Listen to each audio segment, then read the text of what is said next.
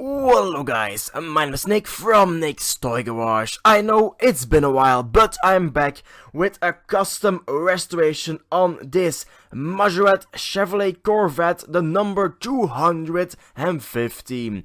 This video is not only gonna be a restoration, customization, it's also gonna be a mini unboxing at the end, so make sure you watch the entire video for the restoration and the unboxing.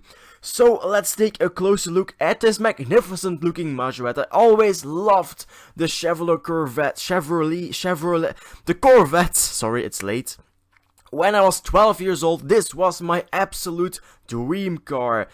I love this Majorette model. The only thing I don't like is the wheels. They stick out an unbelievable amount and they just don't look good. So that's something I'm going to try to fix in this video. First order of business is to drill out the front rivets and then take my handy dandy screwdriver to pry open the base until it releases. Now this thing put up quite a bit of a fight, but like always, brute force, well my chicken force, just smacked open this model. Obviously the handy dandy screwdriver did most of the work. Like I always said, I love the spring design on these Majorette models. You just lift out the axles and they just release like that. Then I take my screwdriver again, my handy dandy screwdriver, and the spring is released quite easily. Next I remove the interior and the front and rear windshields. And in the interior there are actually the rear lights included. Now normally I would take out the doors, but for the sandblaster there's just so small parts, I decided to leave them on. Now it's time for my favorite step of every restoration, that's my sandblasting cabinet. This thing took really great care of the paint. Took me about 1 or 2 minutes to take out every single bit of paint from the model and of the base. There was a little bit of corrosion on the base itself, the chrome is the base, but I took it off with ease. Next, for primer, I will be using a fine surface primer by Tamiya, doing 2 coats in total, one with the doors open, one with the doors closed, so I have a nice even coverage. Again, leaving between 15 to 20 minutes to dry between coats, leaving the last one as a nice and thick coat so it can be easily wet sanded if needed.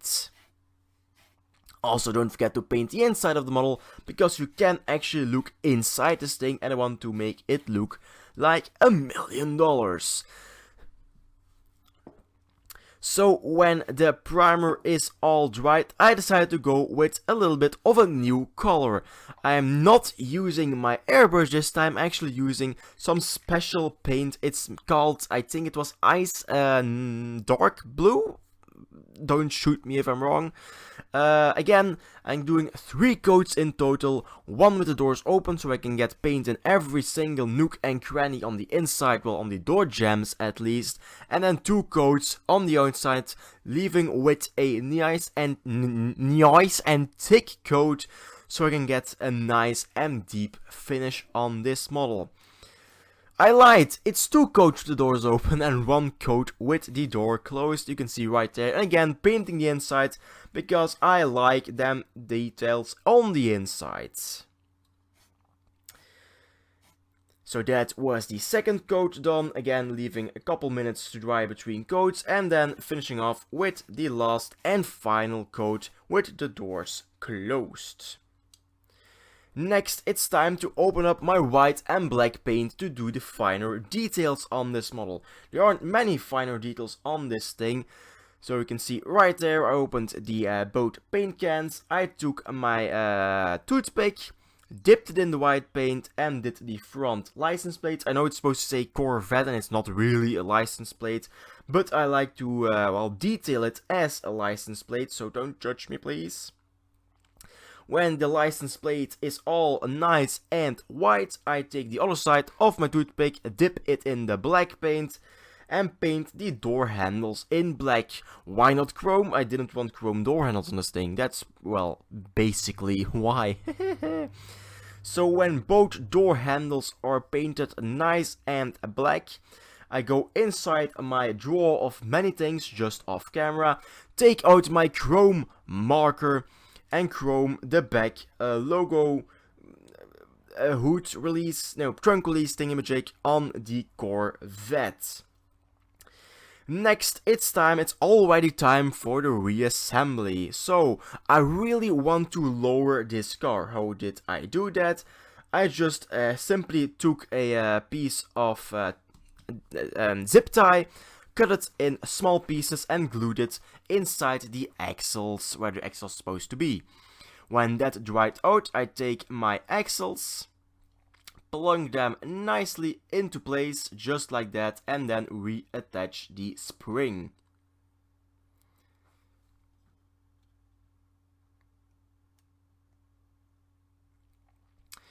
So when the spring is reattached, I leave the model, well, I just placed the model, let's see if it's all four wheels touch the ground and if it still rolls, which it does, just like that.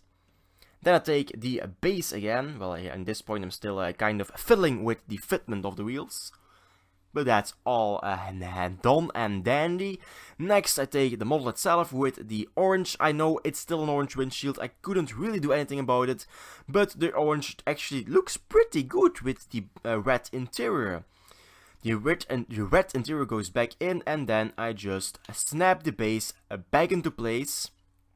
And obviously finishing off, I screw the model back together so it can be easily taken apart again in the near or distant future. So let's take a look at it before the rest. No, I'm not finished.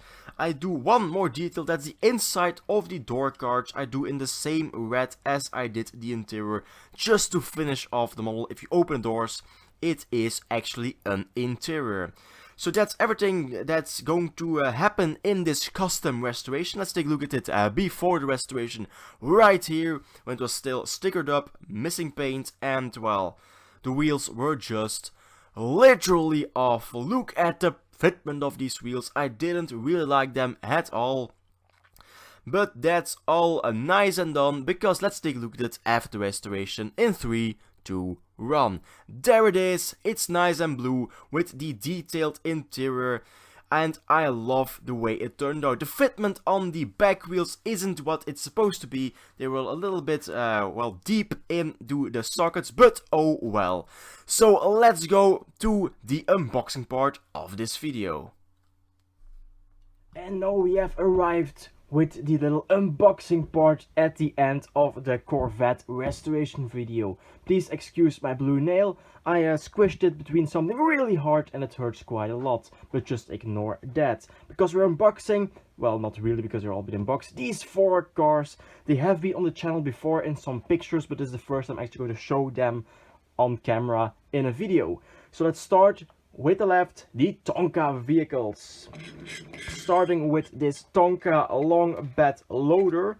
It's missing a rear axle, but it's in pretty good shape if you take away the rust. But the metal itself is in pretty good shape. I still have one of these spare axles laying around somewhere. Also I have the truck with all the axles and tires intact.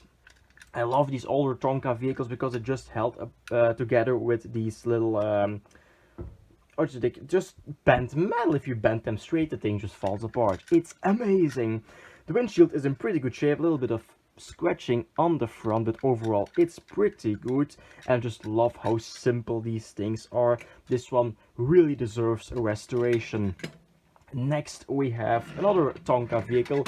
We have the same truck part, but with a broken windshield right there.